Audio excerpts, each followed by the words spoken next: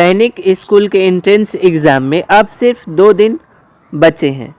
तो आप अब इन 2 दिनों में क्या करें ताकि आपका सिलेक्शन पक्का हो जाए, उस विषय में हम लोग आज बात करेंगे।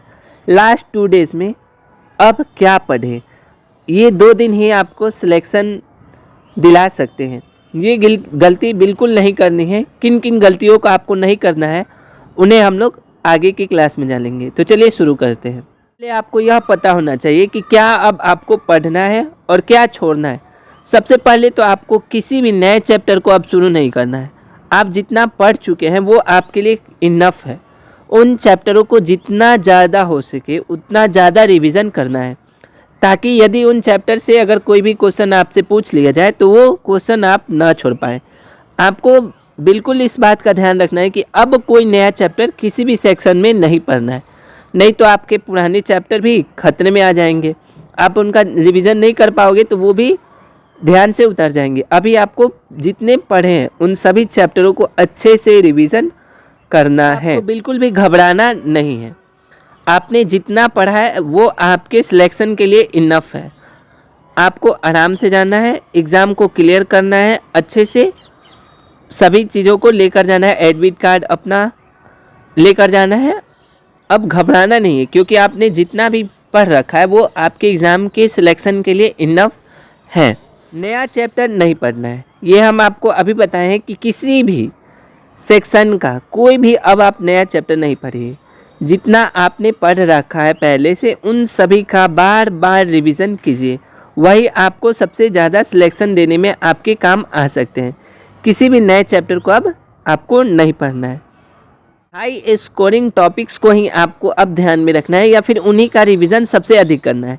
या तो आपका मैथमेटिक्स हो, साइंस हो, इंग्लिश हो, या फिर रीजनिंग हो, या फिर जीके का कोई भी सेक्शन हो, आपको उन्हीं सेक्शन का सबसे ज़्यादा रिवीजन करना है, जिसमें से हर साल क्वेश्चन पूछे जाने की संभावना अधिक रहती है, या फिर जिस चैप्टर से सबसे अधिक क्वेश्चन पूछे जाते हैं।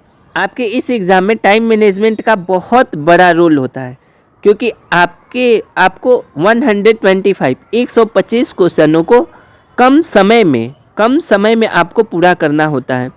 तो यहाँ पे आपको टाइम मैनेजमेंट सबसे ज़्यादा ज़रूरी होता है। आप अपने टाइम को कैसे मैनेज कर पाते हैं, यही आपके क्वेश्चन पेपर को ज़्यादा से ज़्यादा अटेम्प्ट करने में मदद करता है।